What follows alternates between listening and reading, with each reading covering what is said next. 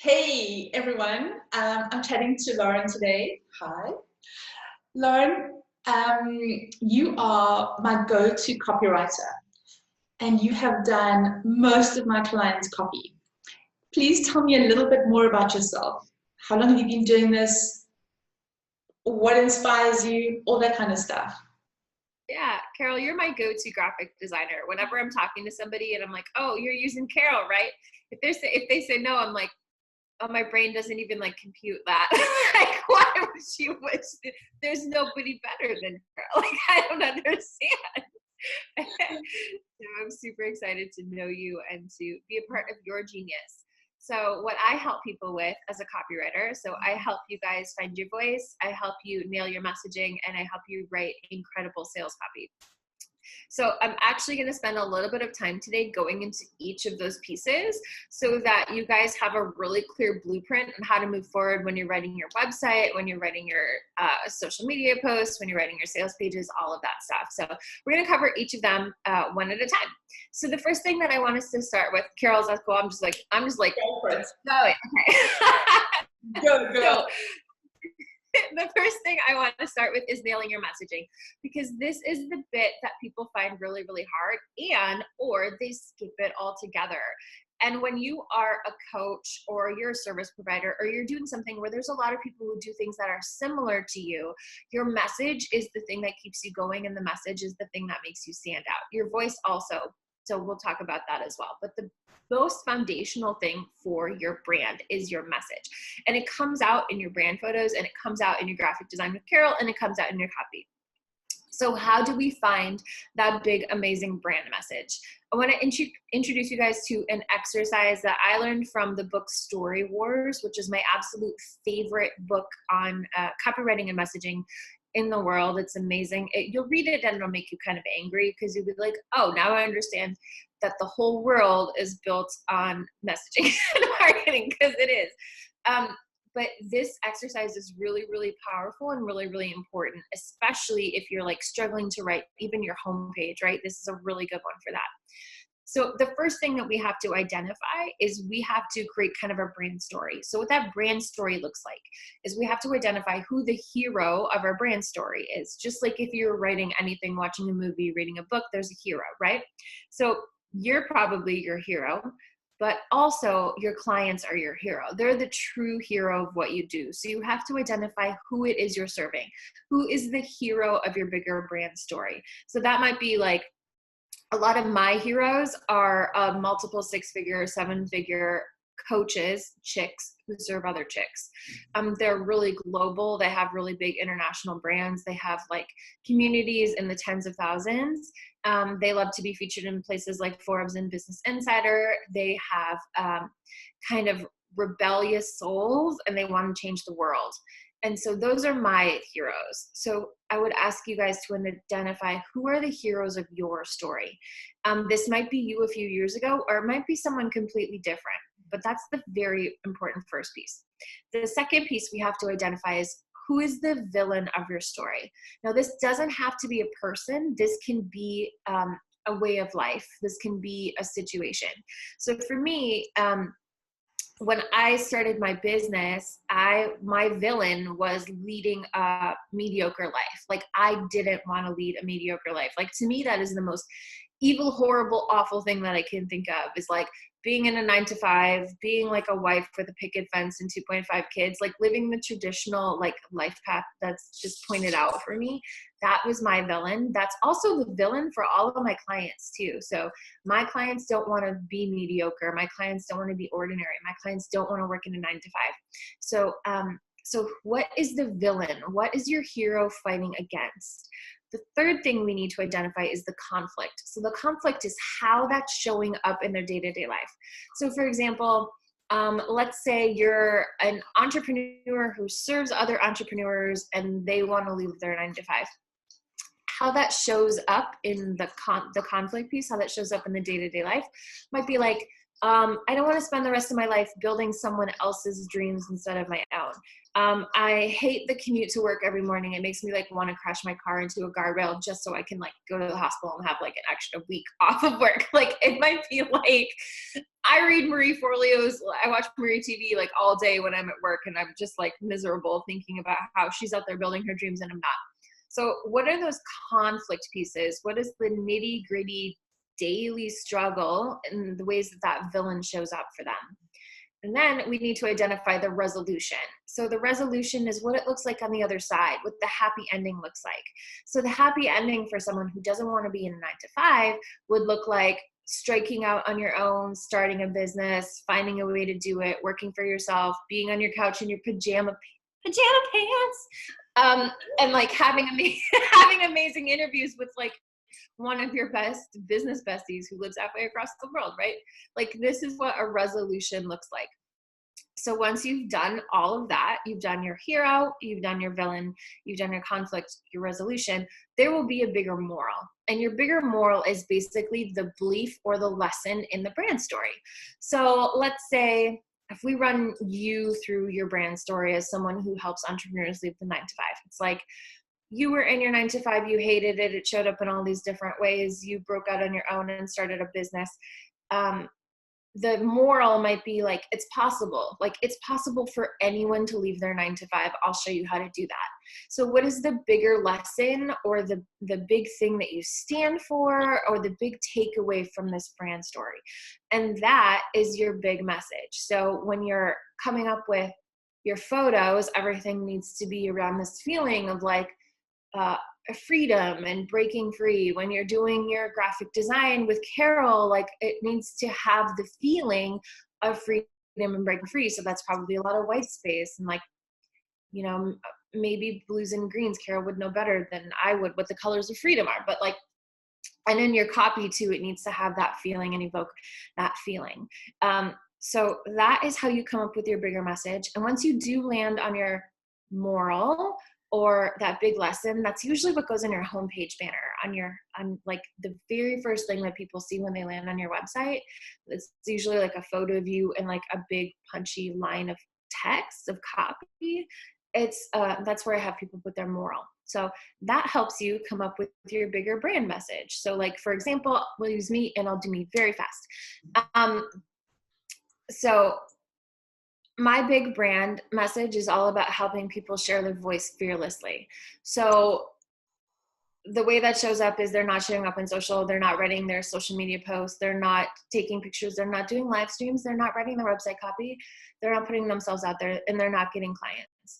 So the resolution is they really find their voice, they find who they are, they understand that they're amazing, and then they put themselves out there. And then the bigger moral or the bigger message of my story is like all around like, you can share your voice fearlessly, I'll show you how. So all of my messaging is all around fearlessness, all around bold. So the way that shows up is like I wear bold outfits and I have a bold background in my house, and my branding is really bold. My colors are bold, my fonts are bold. So it actually will really impact your work with Carol. It will impact your work with your photographer. It'll impact your work with your whole team. So that is how you find your message. Carol, do you have any questions, or do you want me to elaborate on anything? All. Nothing. That is fantastic. And I mean, really it boils down to clarity, because I think that's the big step that people don't think about when they start their copy. They kind of like get onto a blank screen and they're ready to type, and they haven't made that, they haven't got the clarity yet that they're needing to say, you know what, now I'm inspired by my own brand. I'm inspired by my own voice. Now the words would follow from that. Exactly. It's the foundation. It's the foundation for everything. Yes. Most people skip it. Most people don't do it. And when you look at people like who have the big brands, it's like Marie Forleo, like her big message is the world needs that special thing that only you have. Like that came from doing messaging work like this. Gabby Bernstein, become the happiest person you know. That comes from Gabby's story of like being really miserable and addicted to drugs and like finding faith and turning her life around. Like the people that you admire, the people that you love have done this work or similar work to this. And that is why people follow them so loyally, is because they stand for something, and they stand for something bigger than themselves. They stand for something that you can sink your teeth into emotionally, right? It's the difference between like write better copy and like, I'm going to help you, not just like write better copy, but write copy that's really true to who you are, and find your voice and share it really fearlessly. So one of them is like what you do, and the other one is like why you do it and why it matters to the people around you. And that's the one that's got the heart, and that's the one that people attach to. And what happens after that? Yeah.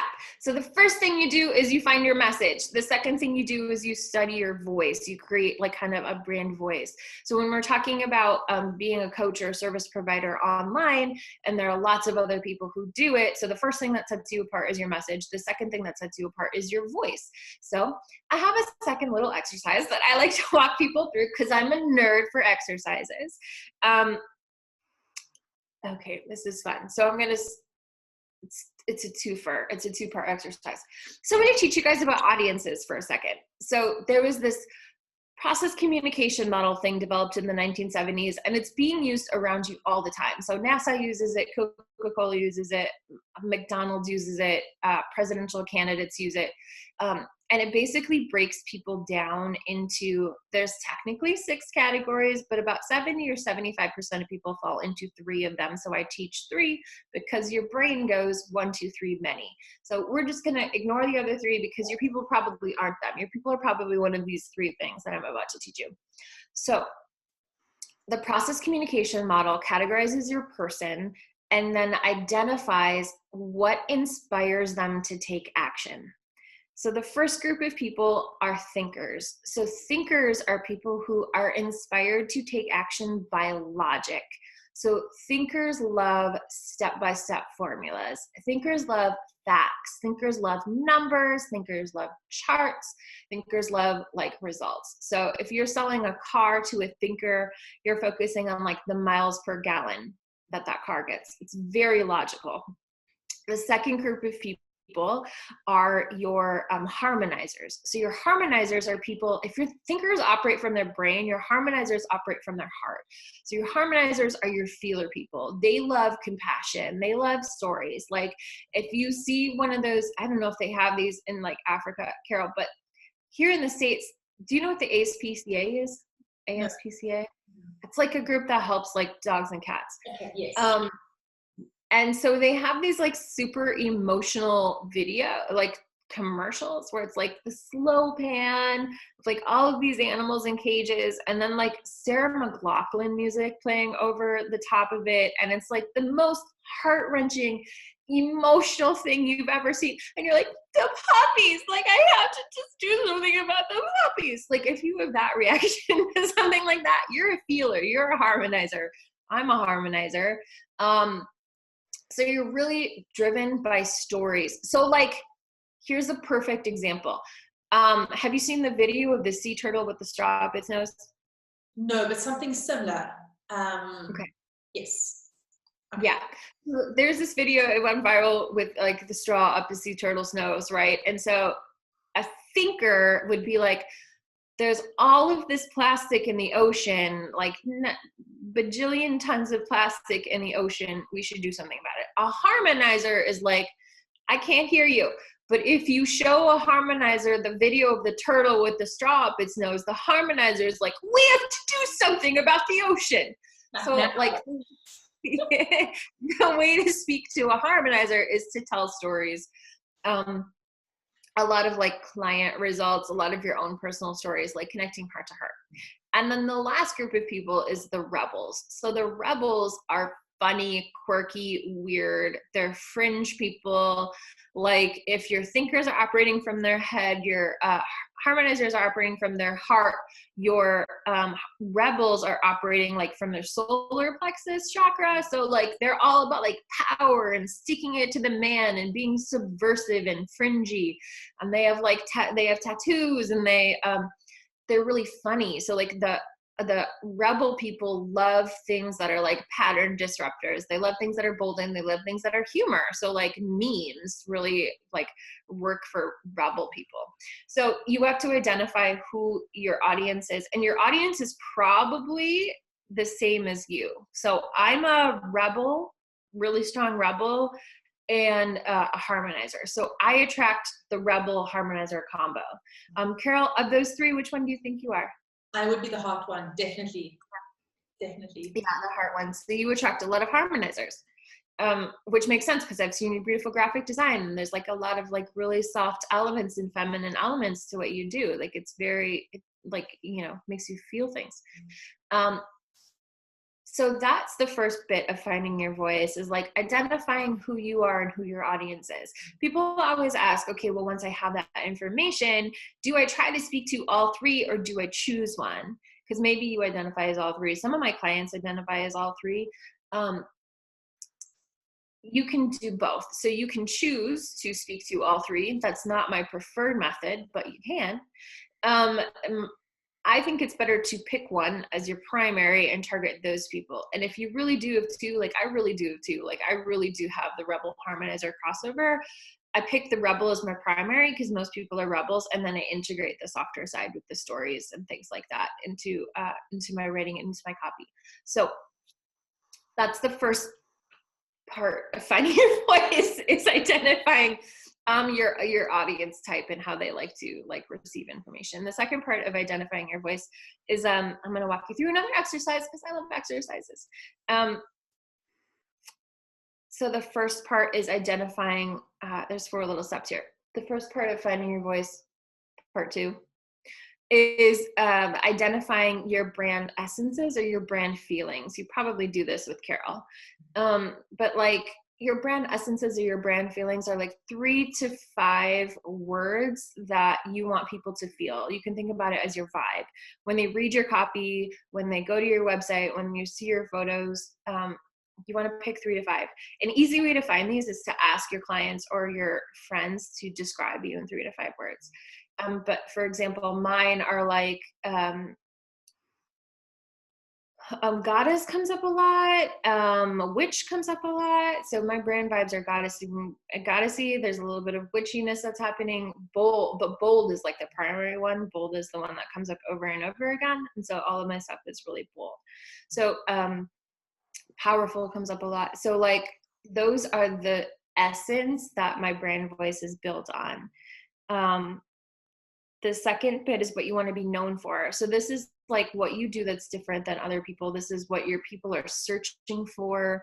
If they're like going to YouTube or Google or Pinterest, which are 3 search engines, not social. Pinterest is not social media, and YouTube is not social media. It's a search engine. So what people are searching for, 3 to 5 things you want to be known for. So my 3 things, I told them to you at the top of this interview, which is finding your voice, nailing your messaging, and writing sales copy.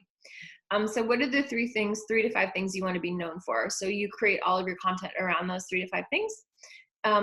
The third part of finding your voice is you come up with your brand iconography. So your iconography is like the audio and visual cues that show up throughout all of your copy, websites, photos, branding, all the things. So these are things people can see or hear, or metaphors that just show up over and over again. So like whenever I do like professional videos, I wear bold red lipstick. I don't have it on right now because it's the morning time for me, and frankly, I'm going back to sleep later. So I wear bold red lipstick, or I wear bold, I like bold, I can wear a cheetah print, leopard print. That's on a lot of things that I do. My dog Stinks. She's right next to me on the couch right now. She makes an appearance in everything. Like my podcast intro is like, welcome to this episode of The Wealthy Word. I'm your hostess with the mostest, Lauren Vanessa Zink, coming to you live from sunny San Diego with my sidekick Stinks. And then like I just explain whatever Stinks is doing, which is usually just like sitting in front of the window wanting to go for a walkie. She's in my photos. She makes an appearance in my emails sometimes. So these are the things that when people think of them, whether they are with you or not, they'll think of you. So like if I wear red lips enough, like people will think of me when they see someone wearing red lipstick. So these are like the repeated icons or anchors that show up all over in your voice. And then the last thing is your power words or your brand words. So these are the repeated words that show up in everything you do. So like, copywriting, bold, fearless, like those are some of mine. So, Carol, do you have repeated words that show up in your stuff? I'm still, I do, but I just have to tell you about the iconography, where mine is very much the mermaids and the dolphins. So everyone will, that's not my brand, but that's what I love to do. I've got a client with 5 white cats, and she's got that all over, I know that that's her brand. And it's nice to have those quirky things because people remember that. It's, in addition, it makes you human as well. I just wanted to reiterate on that. It makes you real. It makes you a person. It connects you to somebody that it's important. And I find a lot of people come to me because either they have been to South Africa, they're South Africans, or they love the ocean, and it comes out just by coincidence. Yeah. You just kind of attract your tribe, and that's what we're chatting about, really. My words are very much freedom. I think that's the basis. I left my 9 to 5 like we all did it, once upon a time, and it was because I gave myself the freedom to live the life that I wanted to live, and that's one of my big words: freedom and power. To be powerful, to have be financially secure, and not rely on anyone but yourself. I think that is an amazing achievement for any woman, and that's one of my strong brands. Vision, ethics, everything. It's very core to who I am. Yeah, I don't identify with any of the corporate stuff around like having a USP or like having a corporate vision or like any of the other things that they make you do in a day job. But I do believe in having like a brand vibe, and I do believe in having things that you stand for. And so like the exercises that we just did are such an easy way for people to find that stuff. Cause like Carol, you're absolutely right. Like that's what makes you human. That's what attracts people to you. Like there's 1,000 copywriters like in my industry. Well, there's more than that, I'm sure. But like what attracts people to me is like the human-y stuff. It's like the quirk and the like bad jokes and like the swearing every once in a while and like being weird. Like people like that. And yeah, I always think of, when I think of you, Carol, like I think of the dolphin, mermaid, like whale, like beautiful ocean imagery, and like being in South Africa. Like I think of like all of those things that are really special that you have that I can't think of anybody else who's a graphic designer who has. Yes. So we've nailed your message. We found your voice. The last part is around the sales copy. I'm going to give you an exercise. Surprise, surprise. I'm going to give you an exercise to help you write better sales copy. It's called the day in the life exercise. So the first thing to know about sales copy is that it's less about you and more about your audience. So if you're having writer's block, like it's probably because you're putting a lot of pressure on yourself to get it right when you don't have to. You can basically parrot back your client's language straight to you. You don't even have to come up with anything if you don't want to. Like you can just listen to your discovery calls and like write down the shit that people say, and like that's your sales page. So, but I will give you an exercise that you can do. That technically is an exercise you can do, and I have all my clients do that. But the day in the life exercise. So the day in the life exercise is built around your senses. And your senses are the bit that are going to get you the detail, the level of detail that allows people to put themselves like in your copy and make it kind of an immersive experience for them to be like, oh my God, she really knows who I am and what I struggle with. So foundationally, every business solves a problem. That's it. If your business doesn't solve a problem, you don't have a business. There's no reason for people to give you money in exchange for you solving that problem. You can think about it as the transformation that you provide. So the day in the life exercise, from the moment your client wakes up in the morning until the moment your client goes to sleep at night before they work with you, How is that problem showing up in their life? And this is where I want you to use the senses. So what are they seeing? What are they touching? What are they hearing? What are they smelling?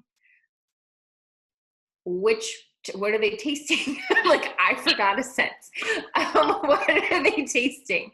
So like from like the time their alarm goes off, if their alarm even goes off, until the time they go to sleep, what does that look like? So let's say you're a love coach.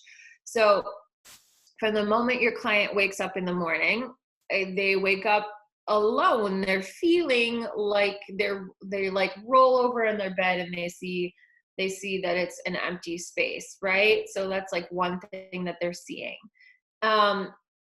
They get up in the morning and they go into their kitchen and they make coffee for one person instead of two people. Like, that's something that they're tasting. They hear silence because they're all by themselves. Like, that's something that they're hearing. So you can take this level of detail and just go throughout the day and find the ones that are the most powerful, right? Like, those moments are what make really amazing sales copy, like getting into the realness and the rawness of how that pain is showing up for them. In a level of detail that I promise you your competitors are not doing. They're not thinking about that. They might be saying, oh, you're lonely. That is so different than being like, oh, you have to RSVP one to another wedding this year, and like you've had to do this 5 times in the last year, and you're like, I want to kill myself. Like, that's the difference between like I'm lonely and like what it actually looks like and feels like in action. Well, how many times have you heard, you are so amazing, why haven't you got anyone in your life? I mean, me, I have some in my life. I believe you do. If it's on Facebook, it's official. It's official. Yeah. It's very new. The reason that I didn't have somebody in my life for a very long time is because I'm picky. Like, I'm really picky. Like, just like, I don't want to settle for a 9 to 5. Like, I was going out with dudes all the time and I'm like, no. Next. But I met somebody who's really great, and he's honestly, he's like the best dude in the world. Like, he's really, really freaking amazing. So the second part of the day in the life exercise is what it looks like on the other side. So once that problem is solved, right? From the moment after they work with you, from the moment they wake up until the moment they go to bed at night, what does it look like on the other side? What are they seeing now, feeling now? Why can't I remember my senses? Feeling, feeling, smelling, tasting, touching, hearing. What is the difference between the before and the after? And people will sometimes, I see copy fall into 2 camps of error. The first is they don't spend any time on the pain point because they're like, I don't want to add any more pain for the world, Lauren. It's like, okay, I get that. Like, I get wanting to be high vibe. I totally get that. But if you don't touch on their pain point, they won't be emotionally invested to take any kind of action. So you lose them. So, and they don't know that you understand the problem that they're going through. So you have to touch on the pain point. And then the second part that I see is somebody who spends all the time on the pain points and then never gets to the pleasure and doesn't talk about the transformation that they provide and how you change their life. And like, this is the important part too. So make sure that you do this exercise on both sides. And then that basically is all of your copy, just right there. That's your copy written for you, period. But obviously, on the sales page, you've got to mention what you are going to give them as well. Like, that's the transformation piece. Yeah, that's when you talk about. But I'm going to give you X, Y, and Z, and social proof as well. And a lot of people forget a little bit about the person as well. So I've seen people give me copy, not from you, but they've done on their own, and they've forgotten to actually mention, hey, this is me as well. Because sometimes you arrive on someone's sales page and you might not know that person. So always include a little bit about you and keep it quirky. We want to know your quirky stuff. We want to know that if we don't know you already, if we're coming onto the sales page for the first time. So a quick and easy formula for your sales page is you, me, we. So you is your audience, what they're suffering from, pain points they're in. Me is you, if you've been through that same thing, or if you've never been through that same thing and you just happen to be an expert in it. You're like, hey, I'm Lauren and I've been where you are.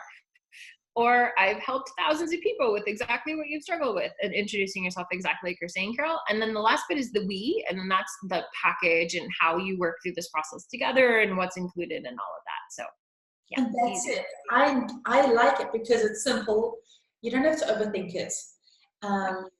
And I think it gets daunting. We see a lot of sales pages and websites that are phenomenal, but we don't know that that is probably the 10th sales page that person has done, or the website. You know, I try and joke and put stuff on Facebook and show, actually, this was the client before they became that client, right? I mean, there was Marie Forleo that was also scared and insecure and was not on camera and you know, it takes a while to become that person.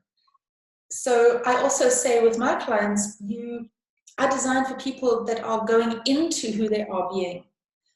So you're designing and creating for the person that you will be. You are already, but that person that is growing into, because I find that people that do that are on a very, very quick consciousness growth path. Yeah. And they are going there so rapidly that you can't design something for who you are now. You've got to design something for who you are and your clients kind of just a bit down the line, 4 to 6 months to 12 months. But I think it's daunting. It's daunting looking at other designers, other designs, other copy. Just focus on your own. And my advice is just to do it. Don't hesitate, because I feel the more people hesitate, the longer they are going to take to support other women for whatever they're doing. And that's who is actually suffering, not you. Actually, your purpose is bigger than that. And those people are waiting for you to support them. And by you being small and you not putting it out there, you're stopping that process. So I try and turn it on. I try and say, it's not about you. You're not doing the sales page for you. It's for your audience. It's for those people that you're really committed to helping, that you know is your purpose. And if you can just keep that in your mind, that's who you're speaking to. Put yourself out of the picture for a while. It's not about you. It really is about them. It's true. It's absolutely true. Anything else on a sales page? A lot of people have things like frequently asked questions, just dispelling any kind of objections that might come up. Yeah, so we have to remember the sales page is doing the selling on your behalf. So I hear people complain about how long sales pages are all the time. They're like, I hate it, I don't want to read. I don't want to read them. Yeah, cool. You're not writing it for you. You're writing it for your clients. And we have to remember that people take in information in different ways. And you have people who, you have thinkers, like you have people who need to see every module laid out and what they're going to get. And you have people who are going to be moved to take action by emotion. And so that's why we tell the story, and like the objections are going to come up and you're not there to answer them. Your sales page is doing it on your behalf. So like you need to include the objections, and there will be questions. And so that's why we do the frequently asked questions. Like every section we put on a sales page is there for a reason. And if you really don't want to read it all and you're like, my people, I'm sure, like I'm 1,000% sure that my people will not, then fucking sorry. Write it anyway, but then record a video at the top for your people who want to watch the video. Like there are people who learn by watching, there are people who learn by reading, there are people who learn by hearing, like there are people who learn at all these different levels. And so if you are like really whining about your sales page being long, then just put a stupid sales video on it and shut up. Like people complain about it all the time, and I've been doing this work for a very, very long time. And like, not to brag, but like, I'm gonna brag. Like our sales pages that we do get amazing results. Like I can't remember the last time we did a sales page that wasn't at least a 5-figure launch, if not a 6-figure launch. And on top of that, multiple 6-figure launches and 7-figure launches. And like, if you look at any of the famous people that you follow, they have long sales pages. Like Ramit Sethi, if you copy and paste a Ramit Sethi sales page into Google Doc, it's 117 pages long. Like it's because you're overcoming people's objections and like taking them through a cycle. I'm getting really ranty. It's because you're taking them through a cycle, a sales process, which is a psychological journey from where they are until where they want to be. And that takes time because you have to take their time and build what one of my clients, Louisa Joe, calls a chain of beliefs. And the chain of beliefs is the thing that they have to believe in the order that they have to believe it in order to understand that they can have a transformation that you provide before they're even ready for you to introduce the transformation that you provide, before they're even ready for it to take an action. So that all takes time. So do not ever say to me again, anyone who is listening to this, that you don't like long sales pages. They're there for a reason. And yes, and deep breath. Look, the bottom line about a sales page and a website, we're talking about the simplistic reason to have them is to know, like, and trust you. Because that's the bottom line, right? You got to know that the person connects with you because you buy from people, okay? You buy from people. So you want to buy from someone who you really connect with. And that's what it's about. Some people take a little longer to connect with you if they haven't met you already through social media and they're kind of new to you. That's why social media posts are important. Being visible is important. Creating that tribe is important. So by the time you introduce them to an offering that you have, you've warmed them up already. They're a warm audience and they like you already. But websites and sales pages, there's no guarantee about that. A lot of people land on those pages and you don't know these people from a bar of soap. They don't know you.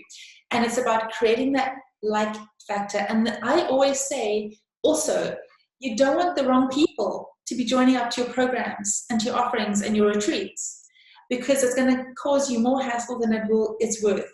So you want to be quirky. You want to be yourself. You want them to like you for you.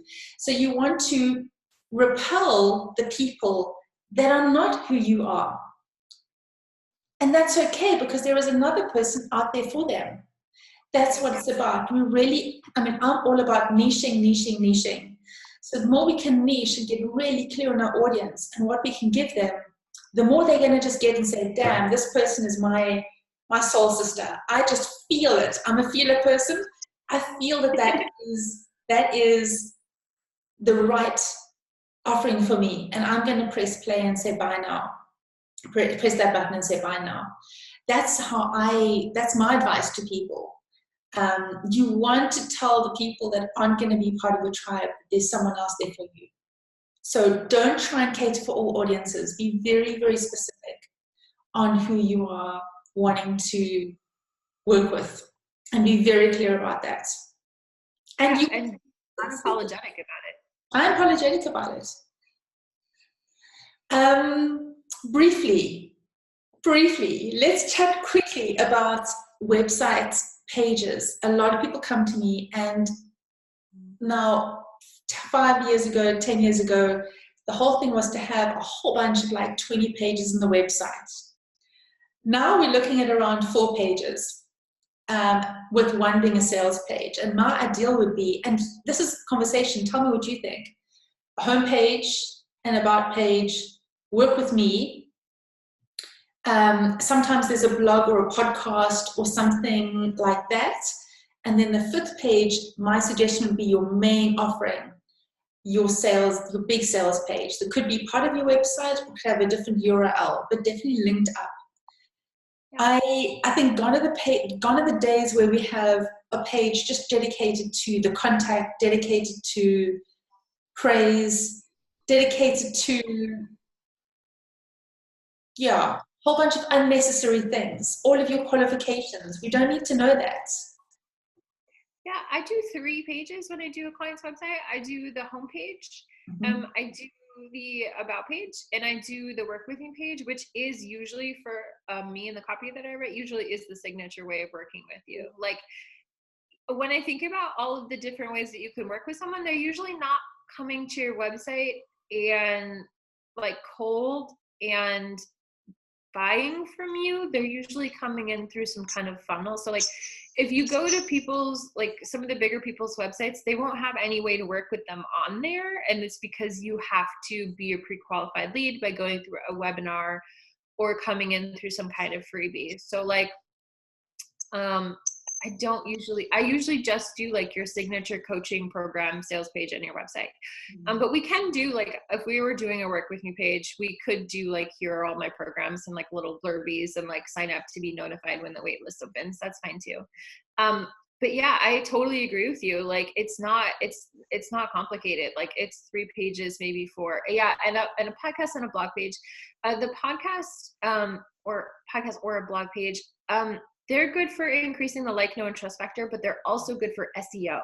So if you're going to do, this is a mistake I see people make too. Like if you're going to do a podcast or you're going to do a blog, remember that you need to get traffic to that thing. And the way you get traffic to that thing is by having like a search engine optimization strategy. I'm not a search engine optimization person, so it can't lead you down any directions there. But you do want to be creating content that is what people are looking for. So that's just something to keep in mind for those pages. But the homepage, we want to do the banner, which is the moral that we talked about way at the beginning of the call, which is like the, hero, villain, conflict resolution, moral, which is your about page, PS. If you just run yourself through your brand story, hero, villain, conflict resolution, moral, you've just written your about page. Like that's it. Just put it in paragraph form. The homepage is the moral on the banner. A little bit, you can spend a little bit of teasy time talking about like how you changed their life, introducing yourself, and then like 3 ways that they can take action with you. So like joining your Facebook group, signing up for your freebie, learning more about your coaching, hiring you for speaking, hiring you for a workshop, like 3, let's like side-by-side options. And that's it. Like maybe feature blog posts go on there and like your opt-in needs to go on there, but like, it's not complicated. It's people aren't reading long homepages. You can do a brand video there if you want to, but like, I don't include a lot of copy in a homepage. Like it's just a tease into who you are and how you're going to change their life. Like the action, like the biggest primary action of a homepage is to get them to sign up for your list or to like continue to engage with you. That's it. So like it doesn't take a lot of copy to do that. Some people won't use homepages at all. Some people will like just have up like a splash page or a landing page to get you to opt into something, and you can't even get to their homepage. Like that's a strategy that people do too. So that's what goes in your homepage. Your about page is just the brand story. And then your work with me page is the sales page we already talked about, which is you, me, we. So there you go. That's your whole website written for you right now. Written for you right now. I also tell my clients that having a website is like introducing them into your home. Okay. So the homepage is like the living room area. So come and have a little look and suss out and see what my vibe is, right? And I'm hoping you're going to stay a little bit longer and hang out with me in the dining room or hang out here, for example. But that's the kind of feel. And there's really only, I say, 3 things that a homepage needs to do. And that is to, like you said, you want them to sign up to something, either opt into your freebie, have a little squiz on your main signature offer, and hopefully connect with you on social media if you haven't already. That's really it. You want them to connect. If they're not ready to buy right now, that's okay, but you want to keep on nurturing them and being a part of their lives. Yeah. It's pretty simple. You don't need to overthink that. Yeah. It used to be that I would never put social media icons on somebody's website because you don't want to leave them away from you. But I think with the way that social media is influencing people's buying decisions now, and the way that we need to nurture people, because there's more people out there just who run online businesses. Like now I'm leaning towards more of what you do, Carol, which is like putting the Instagram at the bottom of the homepage and things like that. So that if they don't enter their email address, at least they can continue the journey with you. Yeah. This has been phenomenal. I can't think of any other questions. I think we've covered absolutely everything in a short amount of time, and it gives everyone exactly what they need to do to get to the next level, to get right to a new copy. If you don't obviously use Lauren, and Lauren, I'm going to obviously put all of your handles along with the video so people can get hold of you. But if for whatever reason you aren't there yet or want to start a new copy, realize rather use Lauren for it. That's okay too. Because people do that as well. They realize how difficult it can be. And sometimes it just takes a fresh eyes and fresh perspective to see someone and support them. So that's what I also do with visual branding. I can do that quite easily. But sometimes if you're so close to yourself, it's hard to see that. So that's why people hire people like ourselves to really support them in bringing out their magic. I've had 2 people hire me this week because they've been working on their website for months and months and months, and they're like, can't do it, I give up. And it's like, well, you just hired someone in the beginning, like you would have saved yourself a lot of time. But I get it.